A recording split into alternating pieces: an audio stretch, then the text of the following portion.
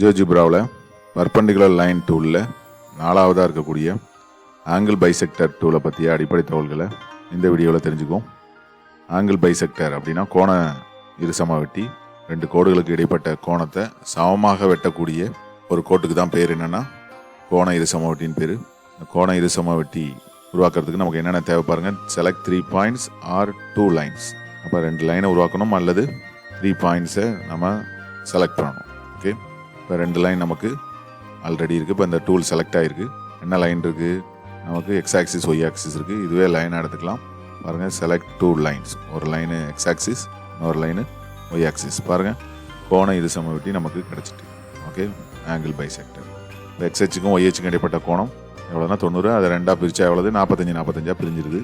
இப்போ பாருங்கள், ஆங்கிள் நம்ம டூலில் போய் ஆங்கிளை செக் பண்ணுவோம்.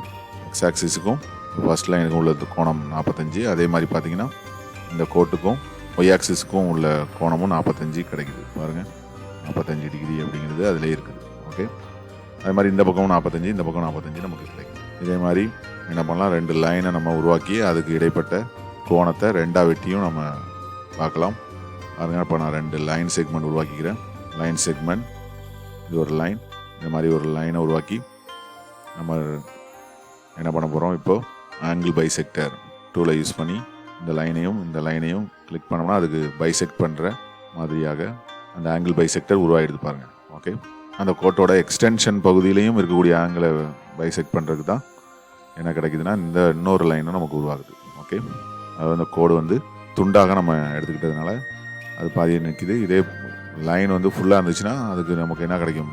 பின்பக்கத்துலேயே இந்த லைனோட எக்ஸ்டென்ஷன் இருக்கும்ல, அந்த பகுதியில் உள்ள ஆங்கிளையும் பைசெக்ட் பண்ணுறது தான் இந்த ஆங்கிள் பைசெக்டர். ஆங்கிளை செக் பண்ணி பார்ப்போம். பாருங்கள், ஆங்கிள் அப்படிங்கிறத கிளிக் பண்ணிட்டு ஃபஸ்ட்டு இதுக்கும் உள்ள ஆங்கிள் என்னென்னு பார்த்தீங்கன்னா 24 பாயிண்ட். இப்போ மேல் பக்கம் உள்ள ஆங்கிளை கண்டுபிடிக்கணும்னா என்ன பண்ண போகிறோம்?